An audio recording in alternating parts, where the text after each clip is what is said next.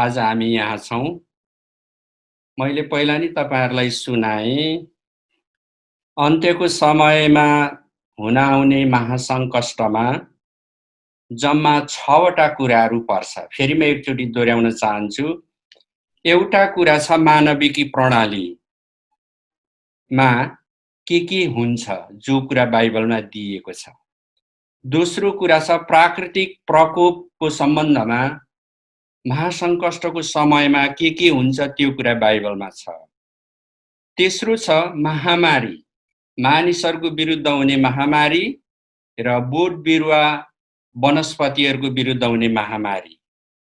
चौथो छ ख्रिस्ट विरोधीको आगमन, मण्डलीमाथि सतावट अथवा झुटो ख्रिस्ट। पाँचौं छ मण्डली र विश्वासमा विचलन। यो पनि अन्त्यको समयमा हुने चिन्हको रूपमा, सङ्कष्टको रूपमा दिएको छ। अनि 6औं नम्बरमा पर्छ चिन्हहरू।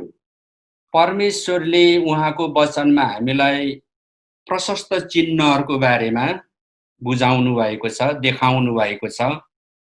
अनि यो चिन्हहरू चाहिँ प्राय गरेर परमेश्वरको तर्फबाट हुन आउने चिन्हहरू र ख्रिस्ट विरोधी शैतानको तर्फबाट हुन आउने चिन्हहरू यसमा पर्छन्।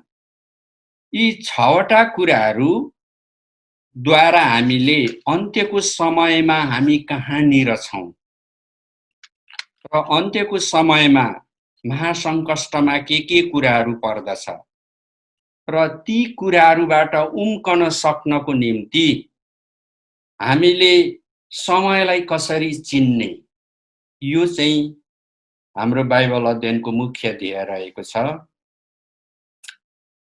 र आज म तपाईहरु समक्ष मानविकी प्रणालीको विषयमा चर्चा गर्छु, जो बाइबलमा दिएको छ।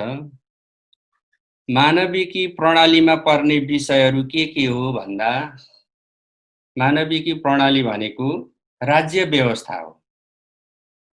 अनि त्यो व्यवस्थामा शासकीय ढाँचा कस्तो छ, त्यो देशमा बसोबास गर्ने मानिसहरू, अनि त्यो देशमा बसोबास गर्ने मान्छेहरूको विचार, तिनीहरूको व्यवहार, संस्कृति, धर्म, विश्वास, यिनै कुराहरू मानविकी प्रणालीमा आउँछ। अब सङ्कष्टको समयमा मानविकी प्रणाली पृथ्वीमा भएका देशहरूमा कस्तो रूप धारण गर्छन्, कस्तो तिनको चरित्र हुन्छ, त्यहाँबाट हामीले के बुझ्छौँ भन्ने कुरा बाइबलमा छ। मत्तीको पुस्तक 24 अध्यायको 7 पदमा हामीले पढ्यौं भने, अनि लुकाको पुस्तक 21 अध्यायको 10 पदमा पढ्यौं भने यही नै कुरा छ। किनभने जातिको विरुद्धमा जाति र राज्यको विरुद्धमा राज्य उठ्ने छ। मत्ती 24 को 7 पदमा यो लेखिएको छ। हामीले अन्त्यको समयमा सङ्कष्टहरूलाई चिन्नको निम्ति परमेश्वरले दिनुभएको यो एउटा विषय हो। हामी जुन संसारमा बाँचिरहेको छौँ, हामी बाँचिरहेको संसारमा जो 203 भन्दा बढी देशहरू छ, अनि त्यो देशहरूको बीचमा चाहिँ कस्तो व्यवहार छ, त्यो देशहरूको बीचको कूटनैतिक सम्बन्ध कस्तो छ, पृथ्वीमा भएको राष्ट्रहरूको राजनीति के छ, हैन? अनि त्यो देशहरूमा भएको राजनीतिले, तिनीहरूको व्यवस्थाले, तिनीहरूको व्यवहारले मानिस जातिको निम्ति चाहिँ कस्तो सङ्कष्ट उत्पन्न गरिरहेको छ त, अप्ठ्यारो चाहिँ के परिरहेको छ, यो कुरा परमेश्वरले बाइबलमा दिनुभयो। अहिले हेर्दाखेरि हामीले संसारमा पाउँछौँ पहिलो विश्वयुद्ध भयो। अनि यो पहिलो विश्वयुद्ध किन भएको थियो भन्दा जातिवादको कारण। कुनै जातिले आफूलाई श्रेष्ठ ठान्ने, अरूहरूलाई भेदभाव गर्ने। अनि जब देशहरू बलियो हुँदै गए, आर्थिक विकास हुँदै गयो, तिनीहरूले आफ्नो सैनिक शक्तिहरू बढाए। अनि हरेक देशले अरू देशमा आफ्नो साम्राज्य कायम गर्ने, अरू देशलाई हडप्ने, आफ्नो अधीनमा ल्याउने कार्यहरू बढ्दै गयो। त्यसको कारण पहिलो विश्वयुद्ध हुनुको मुख्य कारण नै के हो? अरूहरूलाई हेप्ने, अरूहरूको अ देशलाई अधिकार गर्ने अनि आफ्नो प्रभुत्व कायम गर्ने। यो नै राष्ट्रहरूको बीचको सङ्कष्ट। किनभने विश्वयुद्धले मानव सभ्यताको विरुद्धमा, मानव जातिको विरुद्धमा, भलाइको विरुद्धमा धेरै नै सङ्कष्ट र दुःखहरू ल्याएको थियो। अब पहिलो विश्वयुद्धमा जर्मन, अस्ट्रेलिया, हङ्गेरी, बुल्गेरिया र टर्की यी देशहरू एक पक्षमा भएर France, Russia, Italy, Japan, America विरुद्ध यिनीहरूले युद्ध गरे। यो युद्ध 5 वर्षसम्म चलेको थियो। तर अमेरिकी पक्षले युद्धलाई जित्यो। ब्रिटेनले, जापानले को पक्षहरूले यो युद्ध जितेको हामी पाउँछौँ। दोस्रो विश्वयुद्ध फेरि भयो, किनभने पहिलो विश्वयुद्धमा जर्मनीको हिटलर जो हार्नु भएको थियो, उसले आफ्नो हारको बदला लिनको निम्ति फेरि आफ्नो देशको सामरिक शक्ति बढ्दै गएको अवस्थामा फेरि विजय हासिल गर्न भनेर हिटलरले दोस्रो विश्वयुद्धमा पहिलोचोटि पोल्यान्ड भन्ने देशमा आक्रमण गर्यो। अनि पोल्यान्ड भन्ने देशमा आक्रमण भएपछि फेरि दोस्रो विश्वयुद्ध चल्यो। त्यो दोस्रो विश्वयुद्ध 1939 देखि 1945 सम्म लगभग 7 वर्षसम्म चलेको हामी पाउँछौँ। अब यसो विचार गर्दाखेरि त्यो पहिलो विश्वयुद्धदेखि दोस्रो विश्वयुद्धपछि अहिलेको समयसम्म नै वास्तवमा हामी बसेको पृथ्वीको सबै जातिहरू, सबै राष्ट्रहरू अनि सबै भाषा समुदायको बीचमा के छ? एक प्रकारको द्वन्द्व छ। अहिले हामीले हाम्रो आफ्नै देश, छिमेकी देशहरूलाई हेर्ने हो भने पनि मत्तीको पुस्तकमा यो लेखिएको कुरा बुझ्नको निम्ति हामीलाई धेरै सहायक सिद्ध हुन्छ। अब दुई देशको बीचको सम्बन्ध कस्तो छ त? दुई देशको बीचमा चाहिँ के कुरामा विरोधाभास हुन सक्छ, के कुरामा द्वन्द्व हुन सक्छ, अथवा अलिकति शक्तिशाली देशले छिमेकी देशहरूलाई समान व्यवहार नगर्ने तर आफ्नो देशको निम्ति मात्रै फाइदा लिने, लाभ लिने किसिमको व्यवहारहरू किन संसारमा छ? अनि त्यस्तो हुने पक्षहरू के हो भनेर सरसर्ती हेर्ने हो भने हामीले एउटा देख्न सक्छौँ राजनीतिक पक्ष हो कि, दोस्रो देख्न सक्छौँ प्राकृतिक स्रोतहरू, तेस्रो छ सांस्कृतिक पक्षहरू, चौथो छ सीमा। राष्ट्रहरूको बीचमा मतान्तर हुने, द्वन्द्व हुने, तनाव हुने अर्को मुख्य कुरा हो व्यापार। यो क्षेत्रमा यी कुराहरूले गर्दा देशहरूको बीचमा शासकीय प्रणालीमा, मानविकी प्रणालीमा के छ? सङ्कष्ट उत्पन्न भएको छ। म तपाईलाई केही साधारण उदाहरणहरू दिन चाहन्छु। म यो उदाहरण किन दिइरहेछु भने जसरी येशू ख्रिस्टले राज्यको बीचमा, राष्ट्रको बीचमा युद्धहरू हुनेछ भनेर भन्नुभयो, त्यो युद्ध के आधारमा किन भइरहेछ र ती कुरा बुझ्दाखेरि हामीले अन्त्यको समयलाई बुझ्न सजिलो पर्न सक्ने हुँदाखेरि म त्यो उदाहरण दिँदैछु। अब टाढाको कुरा नगरौँ प्रियहरू, अहिले म तपाईहरूलाई नेपाल र भारतकै सम्बन्धको विषयमा कुरा गर्छु। हामी सबैलाई थाहा छ, हामीले अखबारहरूमा सुनेको छौँ, व्यापारसँग सम्बन्धित, वित्तीय क्षेत्रसँग सम्बन्धित, अर्थशास्त्रसँग सम्बन्धित विज्ञहरूले भनिरहनु भएको छ कि भारतसँगको सम्बन्धमा नेपाललाई व्यापार घाटा छ। नेपालमा जति पनि वस्तुहरूको उत्पादन हुन्छ, नेपालले तेस्रो मुलुकमा अर्थात् भारत बाहेक अरू मुलुकहरूमा बेच्नको निम्ति भारतबाट भएर जानुपर्ने हुँदाखेरि पारवहन सम्बन्धी समस्या नेपालले झेलिरहेको छ। अनि समुद्रबाट सामानहरू पठाउन र आयात गर्न बन्दरगाहहरूको उपलब्धता पनि नेपालको निम्ति त्यति सहज छैन। यो एउटा कुरा। अब नेपाल भारतको सम्बन्धमा अर्को एउटा मुख्य कुरा के छ भन्दा केही वर्ष अगाडि नेपालको पूर्वी भागमा झापा मोरङ जिल्लामा जमिन मुनि रहेको तेलको सर्वेक्षण भएको थियो। अनि नेपालको पूर्वी क्षेत्रमा तेलहरू पाइयो पनि, पेट्रोलको खानी भेटियो पनि, तर नेपालले आफ्नो देशको आवश्यकता पूरा गर्नको निम्ति त्यो तेललाई झिक्न पाएन, झिक्नु सकेन। अनि हामीले अनौपचारिक रूपमा सुन्यौं भारतले नेपाललाई दबाब दिएर विदेशी कम्पनीहरूले सर्वेक्षण गरेर तेलको प्रचुर मात्रामा पाएको भए तापनि हाम्रो देशले उपयोग गर्न सकेन भन्ने कुरा सुन्यौं।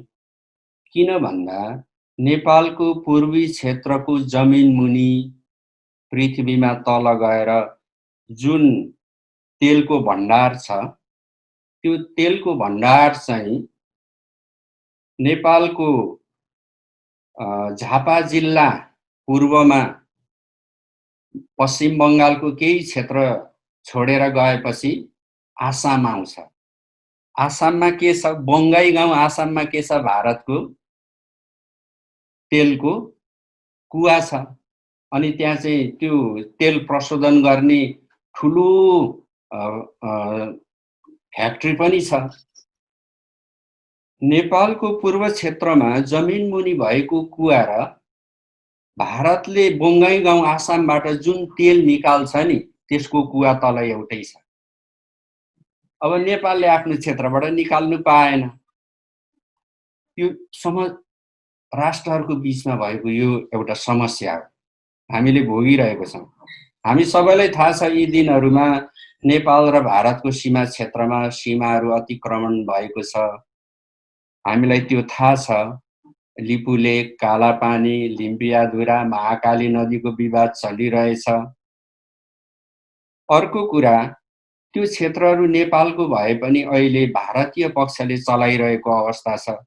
कैयौं पृष्ठभूमिको कारण कैयौं नेपालको पनि आफ्नो सीमा क्षेत्रलाई बलियो बनाउने कुराहरूमा त्यति टड्का र ध्यान नपुगेको कारण यो समस्या भएको पनि हुन सक्छ। तर हामीले आशा राखेको छौँ, प्रार्थना गरेको छौँ कि त्यो नेपालको भूमि भएको हुनाले त्यो नेपालकै हुनुपर्छ र हुन्छ नै, किनभने सत्य कुरा त्यो नै हो। अब म तपाईलाई नेपाल भारतको सन्धि सम्झौता सम्बन्धी अर्को एउटा विषय सामान्य जानकारी गराउन चाहन्छु।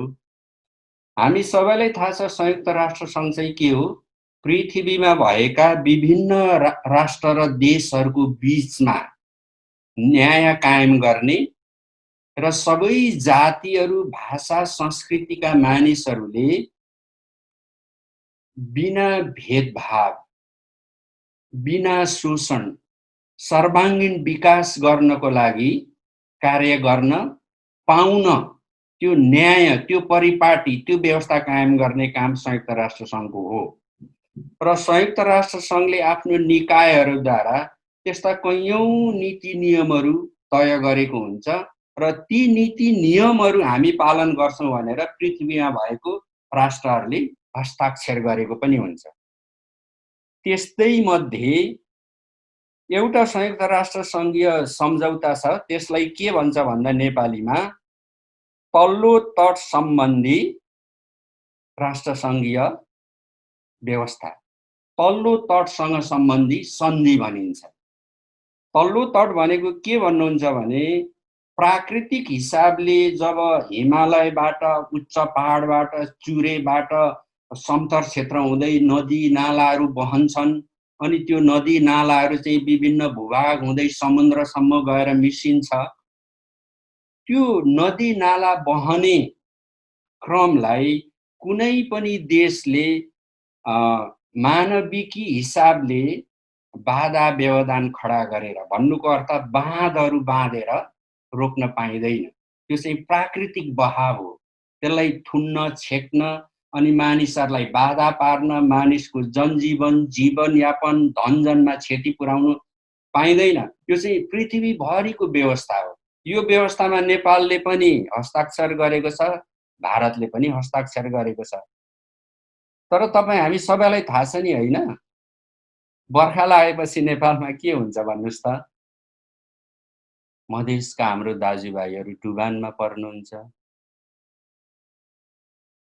ठुलो समस्या हुन्छ, धनजनको क्षति हुन्छ, हजारौँ हजार बिघाको बाली नालीहरू बिग्रिन्छ। त्यस्तै गरेर अब हिउँद लागेपछि के हुन्छ? नेपालका नदी नालाबाट प्रशस्त पानी भारततर्फ नहरहरू भएर जान्छ, नेपालमा सुक्खा लाग्छ।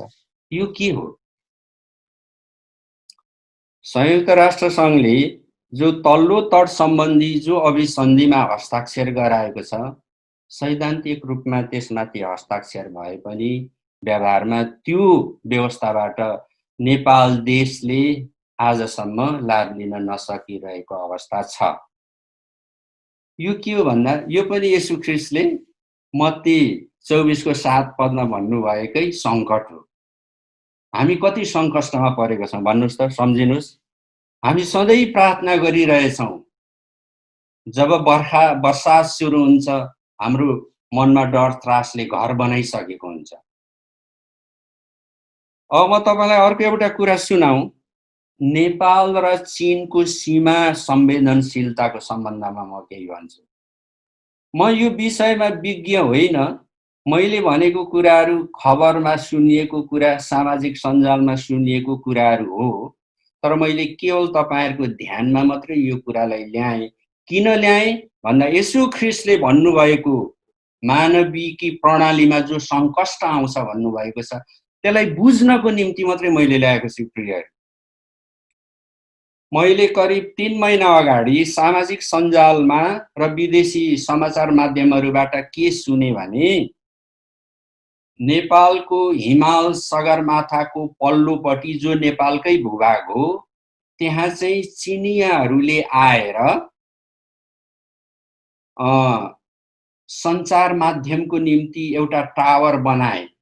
त्यसको फोटोसहित प्रकाशित भएको थियो।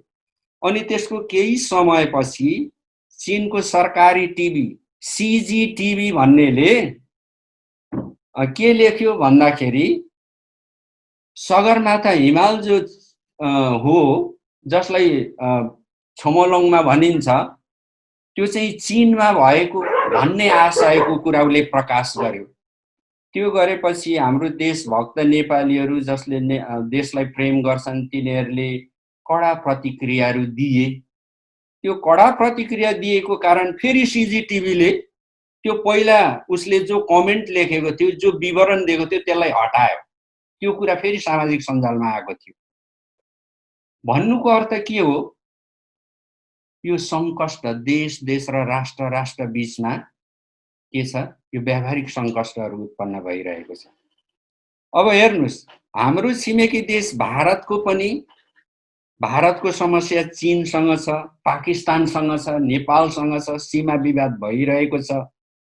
अब यो क्षेत्रलाई छाडेर हामी जाने हो भने तपाईहरुले सुन्नुभएको होला दक्षिण चीन सागर भन्ने। दक्षिण चीन सागर भन्ने क्षेत्र तपाईले सुन्नुभएको छ, साउथ चाइना सी। प्राय समाचारहरुमा यो कुराहरु आइ नै रहन्छ।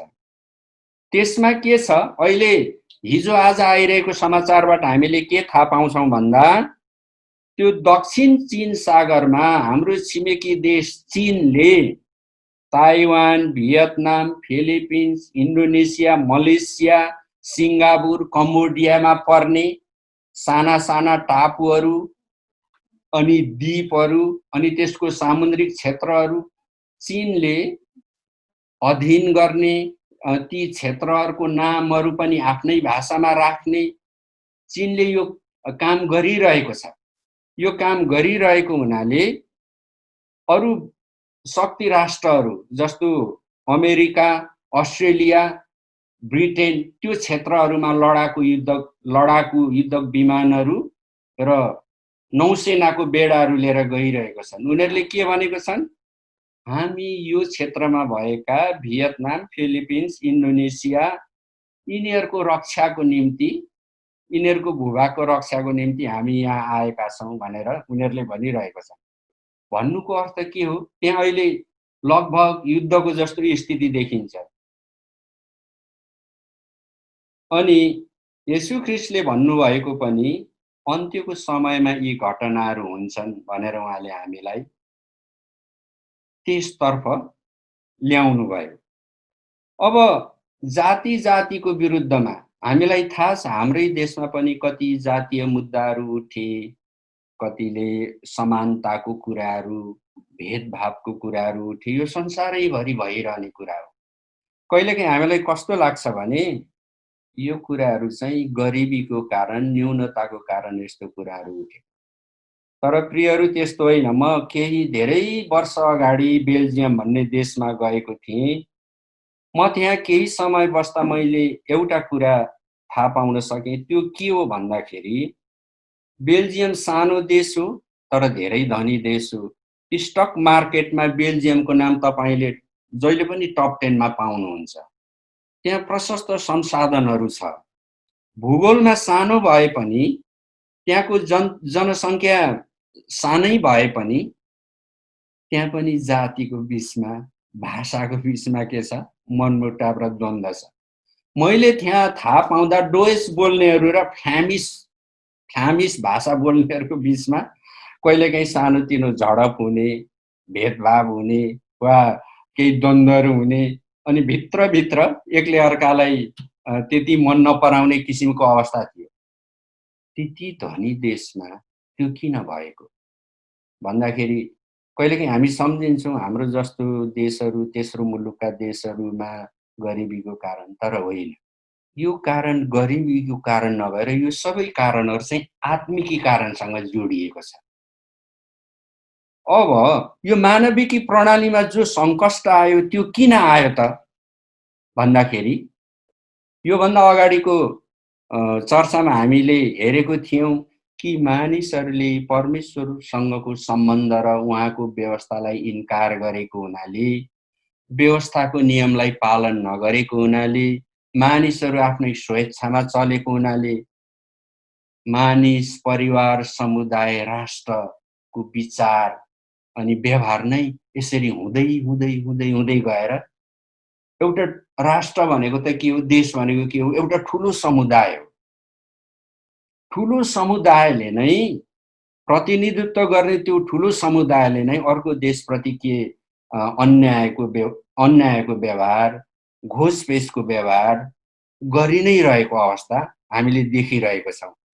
अनि हामीलाई लाग्छ कतिपय कुराहरू शिक्षाको अभावको कारण यो भयो, गरिबीको कारण यो भयो। यो कारणहरू बाहिर देख्दा त हो, त्यही नै कारण हो। तर यसको जरो कारण चाहिँ आत्मिकी क्षेत्रमा छ, जो परमेश्वरले भन्नुभएको छ। अब हामी सबैलाई थाहा छ इजरायल देश परमेश्वरले हुँदै नभएको बाट ल्याउनु भयो। इजरायल देश थिएन। रोमीको किताबमा लेखेको छ नि, के लेखेको छ भन्दाखेरि परमेश्वरले हुँदै नभएको कुरालाई भए जस्तै गरी बोलाउनुहुन्छ र त्यो हुन आउँछ। तपाईले सम्पूर्ण इजरायल देशलाई रोमीको पुस्तकमा लेखिएको परमेश्वरले गर्न सक्ने कामको त्यो सामर्थ्यमा हेर्नुहोस्। इजरायल कहाँ थियो र? तर हुँदै नभएको कुरालाई परमेश्वरले भए जस्तै गरी बोलाउनु भयो र इजरायल हुन आयो। हामी सबैलाई थाहा छ। अब अघि नै एकचोटि हामीले हेर्यौँ मानविकी प्रणालीमा के पर्छ भन्दा राज्य पर्छ, व्यवस्था पर्छ, शासकीय ढाँचा पर्छ, त्यो देशमा बसोबास गर्ने जातिका मानिसहरू पर्छन्। अनि त्यो प्रणालीमा पर्ने अर्को मुख्य पक्ष के हो? ती मानिसहरूको विचार, ती मानिसहरूको व्यवहार, त्यो मानिसहरूको संस्कृति र ती मानिसहरूको धर्म अर्थात् विश्वास। यो मानविकी प्रणाली हो। यस हिसाबले गर्दा तपाईले इजरायललाई के को रूपमा हेर्नुहुन्छ? हामीलाई थाहा छ इजरायल इजरायल चाहिँ परमेश्वरको जन, एउटा जाति, एउटा भाषा, एउटा संस्कृति र एउटा राष्ट्र भएर पृथ्वीमा फैलिएका चारैतिरका जाति र राष्ट्रहरूको निम्ति परमेश्वरको सुसमाचार र धार्मिकताको उदाहरण हुनको निम्ति बोलाइएका थिए। अब्राहमबाट जो सन्तानहरू आए अनि ती सन्तानहरूमा अब्राहमबाट परमेश्वरले विश्वास ल्याउनुभयो, धार्मिकता ल्याउनुभयो अनि परमेश्वरले दिएको त्यो व्यवस्थालाई पछ्याउँदै जाँदा तिनीहरू के भए? एउटा जाति, भाषा, धर्म, संस्कृति, राष्ट्र भए। इजरायल राष्ट्रको मुख्य उद्देश्य के हो? पृथ्वीभरिका अन्य देशहरूको निम्ति साँचो र जीवित परमेश्वरको उदाहरण हुनु र साक्षी हुनु। कसरी? स्वर्गको राज्य पृथ्वीमा भएर। स्वर्गमा परमेश्वरको जस्तो राज्य छ, त्यस्तै पृथ्वीमा राज्य स्थापना गर्ने इस्राएलीहरूबाट परमेश्वरको यो मूल उद्देश्य हो। अनि हामीलाई थाहा छ इस्राएलीहरूको कारण तपाईँ र मैले नि सुसमाचार सुन्यौं अनि सुसमाचार सुनेर हामीले हाम्रो निजी जीवनमा, परिवारमा, समुदायमा, हाम्रो देशमा परमेश्वरको कृपालाई हामीले पाएको छौं, हो कि? अब सवाल आउँछ, अन्त्यको समय र महासङ्कष्टको समयकालमा इजरायलमा चाहिँ के हुन्छ भनेर अगमबाणीहरूमा छ। आज हाम्रो छलफलको एउटा प्रमुख विषय पनि यो हो।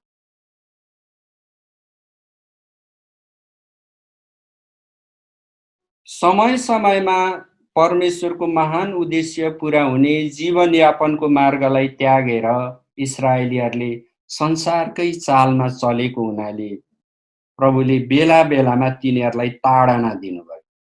प्रभुले आफ्नो क्रोध तिनीहरूमाथि देखाउनु भयो। यो कुरा हामीलाई थाहा छ। योभन्दा अगाडि मैले येशू ख्रीष्टले बोल्नु भएको अगमबाणी पहिलो, दोस्रो, तेस्रोमा मैले तपाईलाई बताएको थिएँ। येशू ख्रीष्टले बोल्नु भएको पहिलो अगमबाणी के थियो? मत्ती 23 अध्यायको 34 थियो। त्यसमा येशूले के भन्नुभएको छ मुख्य कुरा भन्दाखेरि, तिमीहरूलाई मानिसहरूले सताउनेछन्, कोर्रा लाउनेछन्। दोस्रो अगमबाणीमा के भन्नुभएको थियो मुख्य कुरा भन्दा, हे यरुशलेम तिमीहरूको घर उजाड पारिएको छ भन्नुभयो। अनि दोस्रो अगमबाणीमा बोलिएको कुरा जो मत्ती 23 अध्यायको 37 र 38 पदमा छ, हे यरुशलेम तिमीहरूको घर उजाड पारिएको छ भन्दा त्यो अलिकति धेरै गहन अस्पष्ट अगमबाणी हो। तर तुरुन्तै फेरि 24 अध्यायको 1 र 2 पदमा येशू ख्रीष्टले त्यही अगमबाणीलाई अझै प्रष्ट हुने गरी भनिदिनु भयो। के भन्नुभयो? साँच्चै म भन्छु यो यरुशलेम मन्दिरमा जो जग छ एउटा ढुङ्गा अर्को ढुङ्गामाथि नरहने गरी भत्काइनेछ। अनि हामीले थाहा पायौं सन् 70 मा त्यो घटना भयो, हो कि? सन् 70 मा त्यो घटना भयो। अनि त्यो घटना भएपछि के भयो त भन्दा सन् 70 र 72 भित्रमा इस्राएलीहरू संसारभरि छरिए। पुरानो नियममा पनि इस्राएलीहरू संसारभरि छरिनेछन्, तर म मेरो गोठका भेडाहरूलाई फर्काइ ल्याउनेछु भनेर प्रभुले परमेश्वरले भन्नुभएको अगमबाणी पुरानो नियममा लेखिएको छ। तपाईहरुले त्यो हेर्न सक्नुहुन्छ, हो कि?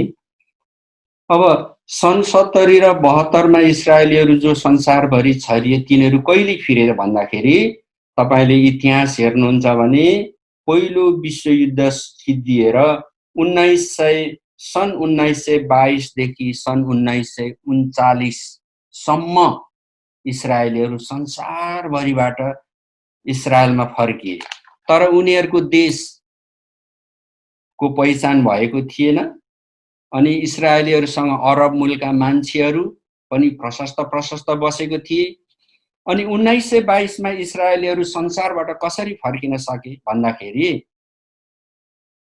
त्यो समयभन्दा अगाडिसम्म इस्रायल देशमा चाहिँ रोमीहरूको साम्राज्य पतनपछि टर्की देश, जसलाई अटोमन साम्राज्य भनेर भनिएको छ, त्यसले फेरि त्यो क्षेत्रहरू लिएको थियो। तर पहिलो विश्वयुद्धमा ब्रिटेनले जितेको हुँदाखेरि, ब्रिटेनको पक्ष, ब्रिटेन अमेरिकाले जितेको हुँदा अनि टर्की हार्ने पक्षमा भएको हुनाले इस्रायलमा फेरि ब्रिटेनको साम्राज्य आयो। इस्रायलमा जब ब्रिटेनको साम्राज्य आयो, तब ब्रिटिसहरूले यहुदीहरूमाथि असल र राम्रो व्यवहार गरेर इस्रायलमा फर्किन दिए। अनि उनीहरू 1922 देखि 1939 सम्म फर्किए संसारबाट। त्यो समयदेखि आजसम्म अब इजरायलको अवस्था के छ त?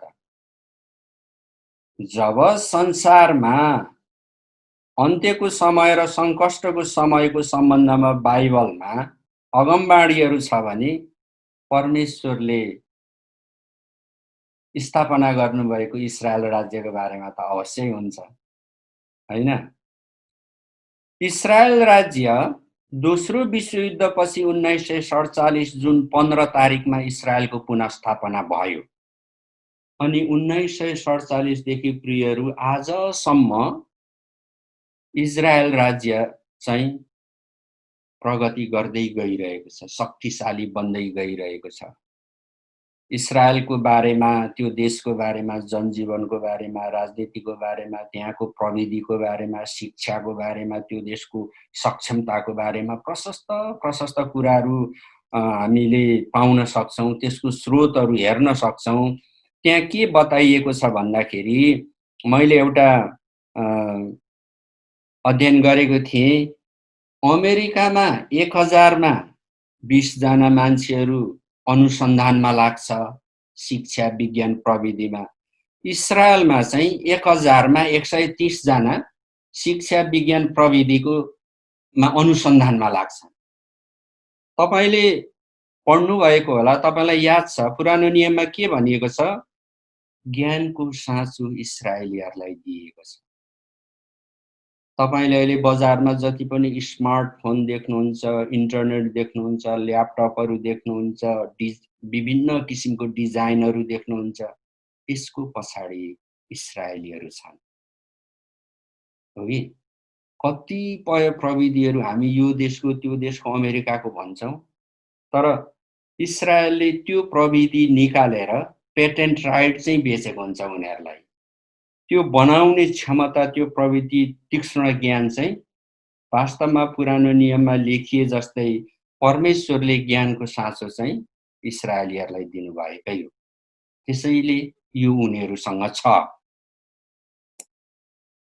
अब आउने महासङ्कष्टको समयमा इस्रायलको सम्बन्धमा के भनिएको छ म तपाईलाई सुनाउँछु। तपाईले प्रकाशको पुस्तक 11 अध्यायको 1 र 2 पदमा पढ्नुभयो भने अन्त्यको समयमा महासङ्कष्टको समयहरू छिप्पिँदै जाँदा इस्रायलमा हुन आउने कुरा त्यहाँ बताइएको छ। त्यहाँ यस्तो लेखिएको छ, तपाईले प्रकाशको पुस्तक 11 अध्यायको 1 र 2 पद राम्ररी पढ्नुहोस्। म छोटकरीमा भन्छु। मन्दिर बाहिर ननाप, पूर्वी भाग ननाप, किनभने 42 महिनासम्म त्यो पवित्र सहरलाई कुल्ची मिल्ची पार्न अन्य जातिहरूलाई दिएको छ। यसको अर्थ के हो? यरुसलेम जो सहर छ त्यसको पूर्वी भाग इस्रायलको रहने छैन, तर त्यो पूर्वी भाग चाहिँ प्यालेस्टाइन देशको हुनेवाला छ। यो कसरी बुझियो? एक दिन मैले समाचार सुने। त्यो समाचार 2006 सालको 8 मे भन्दा पछाडि मैले सुनेको थिएँ। 2006 साल मे 8 को दिनमा नयाँ दिल्लीमा असंलग्न राष्ट्रहरूको शिखर सम्मेलनको तयारी बैठक हुँदै गर्दाखेरि प्यालेस्टाइनबाट विदेश विभागबाट आउनुभएको प्रतिनिधिले के भन्नुभयो? पूर्वी यरुसलेम प्यालेस्टाइन देशको राजधानी हुनुपर्छ, हामी त्यसको माग गर्छौं। पूर्वी यरुसलेम चाहिँ हाम्रो भाग हो, उहाँले त्यो घोषणा गर्नुभयो। अनि 2006 सालकै अक्टोबर महिनामा यरुसलेम सहरमा एउटा पवित्र यरुसलेम सहरको वार्षिक उत्सव हुने थियो। त्यो वार्षिक उत्सव हुँदाखेरि संयुक्त राष्ट्र सङ्घको स्थायी समितिमा भएका 5 सदस्य राष्ट्रहरू बैठकमा गएनन्, त्यो समारोहमा गएनन्। त्यसको अर्थ के थियो? किन गएनन् भन्दाखेरि मे महिनामा प्यालेस्टाइनको विदेश प्रतिनिधिले पूर्वी यरुसलेम हाम्रो हुनुपर्छ भन्नुभयो। अक्टोबर महिनामा 3 महिनापछि त्यहाँ गएर भाग लिनुको अर्थ के हो भन्दा त त्यो सबै यरुसलेम चाहिँ इस्रायलकै राजधानी हो भनेर मान्यता दिनु हुन्थ्यो। त्यसै कारणले फरक मत र विचार राख्नको लागि उहाँहरू जानु भएन। हो कि? अब हिजो आज संयुक्त राष्ट्र सङ्घमा के हुँदैछ भन्दाखेरि पछि 2006 सालपछि त्यो मुद्दा बढ्दै गयो। त्यो मुद्दा चाहिँ संयुक्त राष्ट्र सङ्घमा पुग्यो र संयुक्त राष्ट्र सङ्घमा यरुसलेमको बारेमा 3 वटा मत छ। एउटा मत चाहिँ के हो भन्दा सम्पूर्ण यरुसलेम इजरायलको हो भन्ने मत। यो मतमा को छ? इजरायल स्वयं र अमेरिका, 2 मत मात्रै छ यो विचारमा।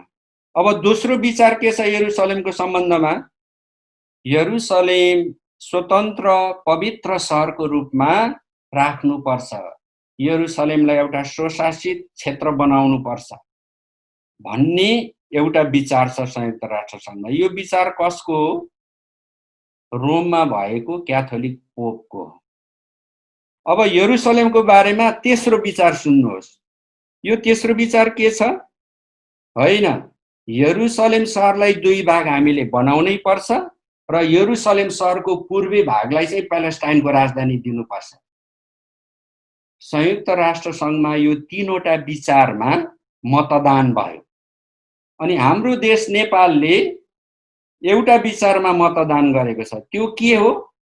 पूर्वी यरुसलेम चाहिँ प्यालेस्टाइनको हुनुपर्छ भन्ने कुरामा हाम्रो देशले मतदान गरेको छ, भारतले गरेको छ, एसियाका अरू देशले गरेको छ, युरोपियन देशहरूले गरेको छ। हो कि?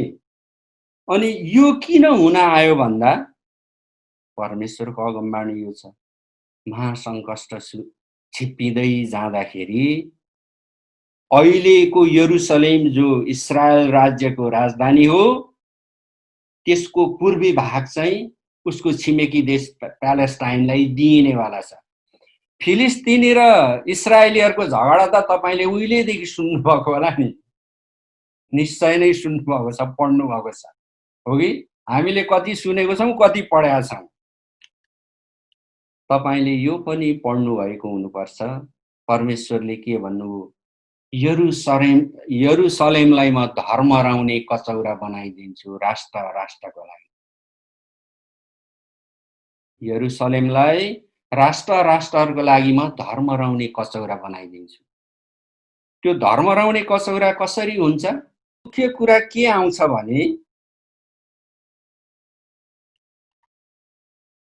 प्रकाशको पुस्तक 11 अध्यायको 1 देखि 2 पदसम्म पूर्वी भाग प्यालेस्टाइनको हुने, केही समयको निम्ति अन्य जातिलाई कुल्ची-मिल्ची गर्न दिइने कुरा प्रष्ट छ।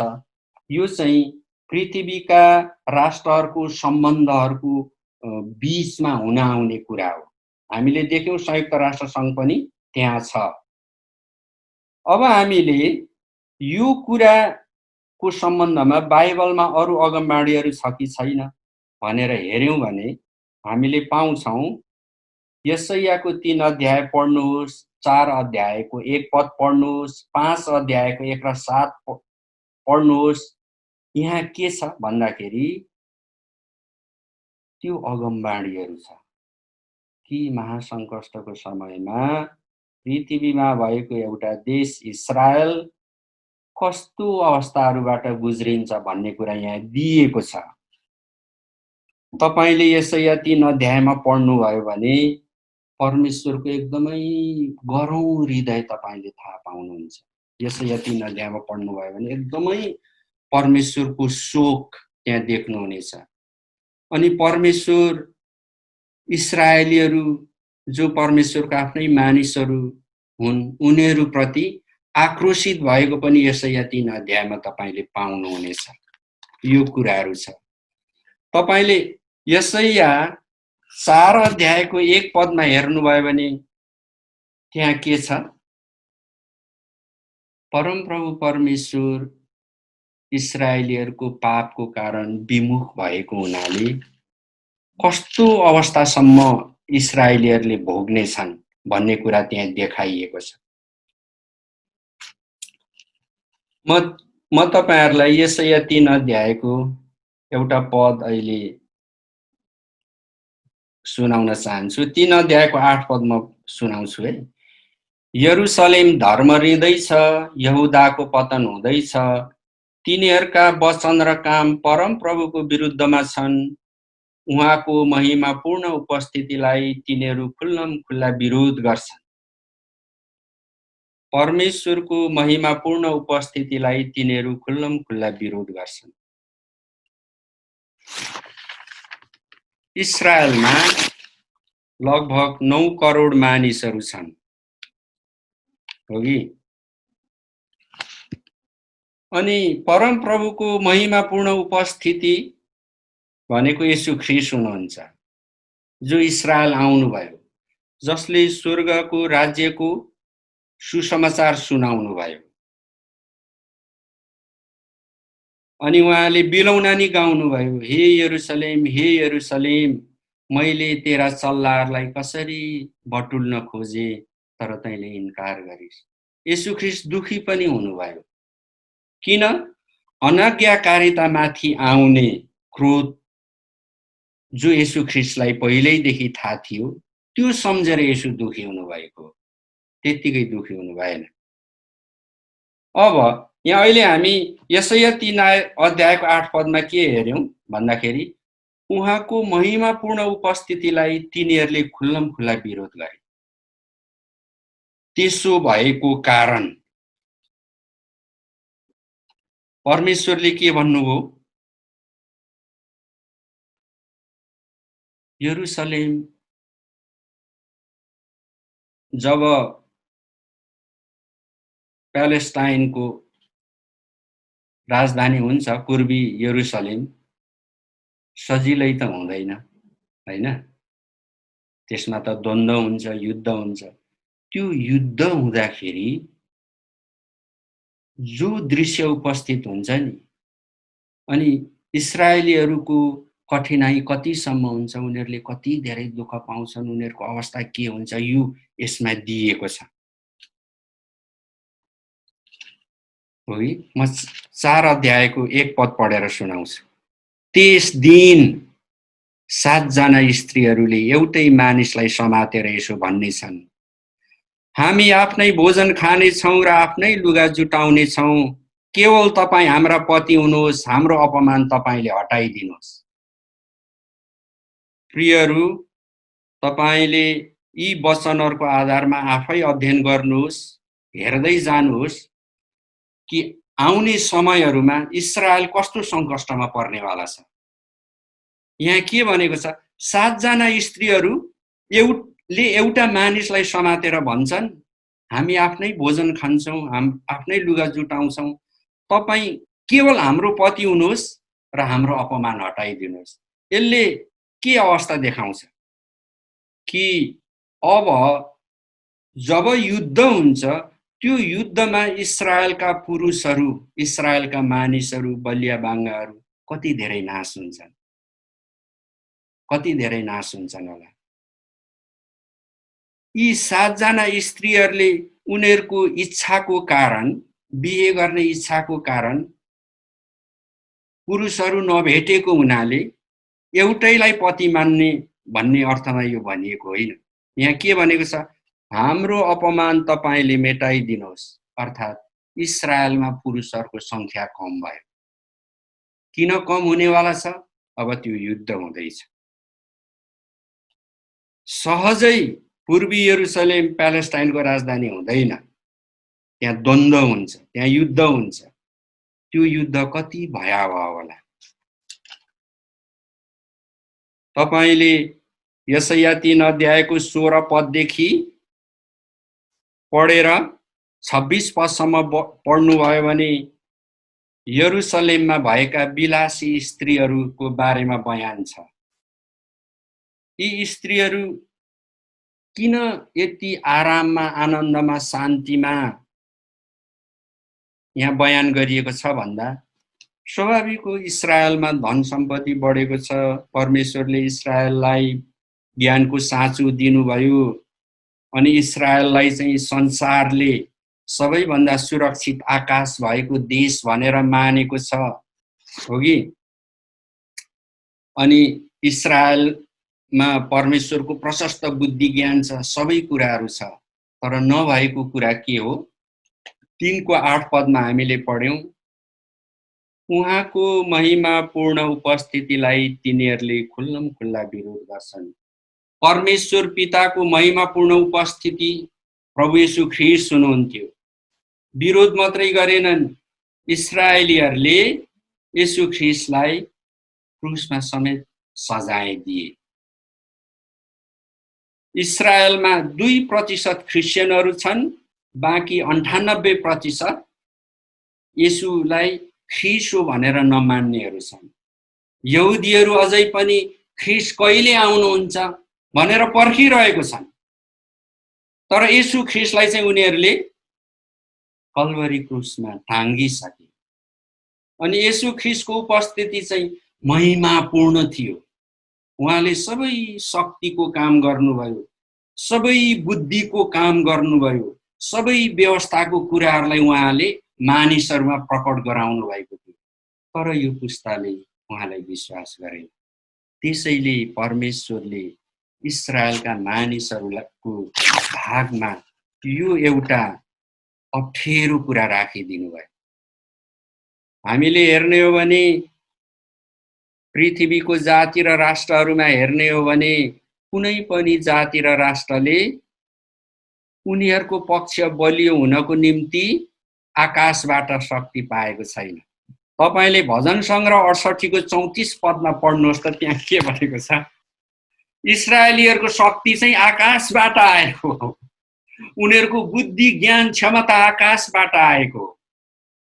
जब परमेश्वरले इस्राएललाई स्वर्ग राज्यको उदाहरण र उहाँको धार्मिकताको उदाहरण पृथ्वीका सबै देशहरूको निम्ति बनाउन चाहनु भएको थियो भने, अनि इस्राएलले त्यति ठुलो कृपा पाउँदा पनि उनीहरूले परमेश्वरलाई स्थान नदिएको हुनाले अब यो पूर्वी यरुसलेम प्यालेस्टाइनको राजधानी हुने क्रममा इस्राएलको युद्ध चाहिँ अरब समर्थित राष्ट्रहरू संयुक्त अरब र प्यालेस्टाइनसँग हुनेवाला छ।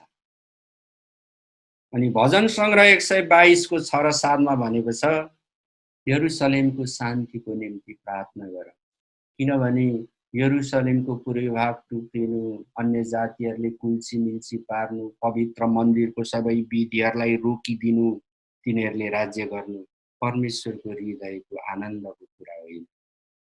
तपाईले यशाया 3 मा हेर्नुभयो भने परमेश्वरले आफ्नो शोक व्यक्त गर्नुभएको छ, हृदयको भारीपना व्यक्त गर्नुभएको छ, हो कि? अनि तपाईले यशाया 5 अध्यायको 1 देखि 7 पदसम्म पढ्नुभयो भने के पाउनुहुन्छ भन्दा, त्यहाँ पाउनुहुन्छ, त्यहाँ के लेखेको छ? परमेश्वरले ज्यादै बिलौना गरेको कुरा लेखिएको छ। म अलिकति पढिदिन्छु। सर्वशक्तिमान परम प्रभुको दाखबारी इस्रायलको घराना हो र यहुदाका मानिसहरू उहाँको आनन्दको बगैँचा हो।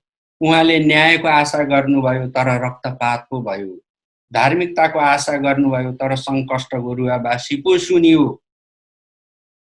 अनि परमेश्वरले एउटा विषाद, आफ्नो हृदयको एउटा विषादपन, एउटा दुःख व्यक्त गर्नुभएको छ यसरी, अब हे यरुसलेमका बासिन्दा र यहुदाका मानिस हो, म र मेरो दाखबारीको बीचमा इन्साफ गरिदेऊ। मेरो दाखबारीको निम्ति मैले नगरेको चाहिँ के रहेको होला? जो अरू बढ्ता मैले गर्नुपर्ने थियो। असल दाग पो फल्छ कि भनेर आशा गरेको त किन त्यसले खराब दाग फलायो? अब म मेरो दाखबारीलाई के गर्नेछु सो तिमीहरूलाई भन्नेछु। म त्यसको बारु खेलिदिनेछु र त्यो नष्ट हुनेछ। म त्यसको पर्खाल भत्काइदिनेछु र त्यो कुल्ची मिल्ची गरिनेछ। यो अगमबाणीहरू इस्रायलको सम्बन्धमा योभन्दा अगाडि पुरा भएको छैन। अब पुरा हुने अवस्था आउँदैछ जब पूर्वी यरुसलेम चाहिँ प्यालेस्टाइनको राजधानी हुन्छ। त्यसै कारण प्रियहरू, मैले तपाईहरुको सामुमा एउटा धेरै दुःख लाग्ने, निराशा हुने किसिमको दृश्य प्रस्तुत गरे होला। तर यो सबै चाहिँ किन हुन आएको भन्दा परमेश्वरले आफ्नो जातिलाई पुनर्निर्माण गर्न, चेतावनी दिन अनि संसारमा घट्ने घटनाहरूबाट हाम्रो पुस्ताहरूले सिक्न कि परमप्रभु परमेश्वर नै जीवनको दाता हुनुहुन्छ र सारा सृष्टिको स्रोत हुनुहुन्छ र हाम्रो हृदयले उहाँको आदर भक्ति गर्नु, उहाँको भय मान्नु र हाम्रो जीवनले सुशासन र राज्यको मानिसको रूपमा आफ्नो पेशा र व्यवसायको काम गर्नु। प्रियहरू, म कुनै दिन तपाईहरुलाई परमेश्वरले मानिसलाई सृष्टि गर्दा तत्त्वको रूपमा सुशासन र राज्यको मानिसको रूपमा सृष्टि गर्नुभएको मौलिक कुराको बारेमा तपाईलाई म कुनै दिन बताउने छु। परमेश्वरले हामीबाट चाहनु भएको त्यो। त्यसकारण परमेश्वरको अगमबाणी अनुसार संसारमा आज जे भइरहेको छ, जे हुँदै आइरहेको छ, त्यसबाट हामीले निराशा होइन कि अन्त्यको समयमा सङ्कष्ट सम्झेर हामी हरेस खाने होइन कि अझै परमेश्वरमा हामी अगाडि बढेर त्यो सङ्कष्टहरू सामना गरेर परमेश्वरको निम्ति हामी साक्षी र गवाह हुनको निम्ति यी कुराहरू हुन आइरहेको छन्। हाम्रो नाश हुनको लागि यी कुराहरू हुन गइरहेको छैन, तर हाम्रो अझै उत्थान र भलाइ हुनको लागि गइरहेको छ। त्यसैले आउनुहोस् हामी सबैजना प्रभुलाई धन्यवाद दिउँ यस बाइबल अध्ययनको निम्ति। म फेरि आउने बुधबार तपाईहरुलाई प्रकाशको पुस्तक 11 अध्यायको 1 देखि 2 पदमा जो पूर्वी यरुसलेम अन्य जातिहरूले कुल्ची मिल्ची गर्नेछन् भनेको छ, त्यो कुरा पृथ्वीमा भएका राज्यहरूको, राष्ट्रहरूको कूटनीति र राजनीतिबाट कसरी हुन आउँछ भन्ने कुरालाई विस्तृत रूपमा वर्णन गर्नेछु। किनभने पूर्वी यरुसलेम अन्य जातिको हुनु भनेको ठट्टाको कुरा होइन। परमेश्वरले भन्नुभएको छ, पृथ्वीको राज्यहरूलाई म यरुसलेमको निम्ति धर्मराउने कचौरा बनाइदिन्छु। हो, त्यो चाहिँ कसरी हुन आउँछ भन्ने कुरा हामीले जान्न खाँचो छ। हाम्रो मण्डलीका मानिसहरूलाई सिकाउनु खाँचो छ, हाम्रो जवानहरूलाई सिकाउनु खाँचो छ, ताकि बाइबलमा लेखिएको कुरा मानिसहरूले रट्ने, विधि गर्ने, राम्रोको लागि भन्ने कुरा होइन, जीवनको लागि हो भन्ने कुरा हामीले बुझ्न सकौं। अनि प्रभुले लुकाको पुस्तक 21 अध्यायको 36 पदमा भन्नुभएको छ, अन्त्यको समयमा हुने सङ्कष्टहरूले ल्याउने नाशबाट तिमीहरू उम्कन सक। उम्कन कसरी सक्ने भन्दा जब हामी यी कुराहरू थाहा गर्छौं, जब हाम्रो हृदयले परमेश्वरलाई साँच्चै उहाँ नै मेरो शरणस्थान हुनुहुन्छ भनेर निश्चयता गर्छ, अनि हामी उम्किन सक्छौं। होइन भने त बाइबलको कुरा केवल राम्रै राम्रो राम्रै राम्रो केवल राम्रै राम्रो भन्ने कविता जस्तोको हिसाबले हाम्रो जीवनलाई केही राम्रो गर्दैन प्रियहरू। त्यसैले प्रभुलाई धन्यवाद होस्। आजको यो बाइबल अध्ययनलाई म यहीँ राख्न चाहन्छु।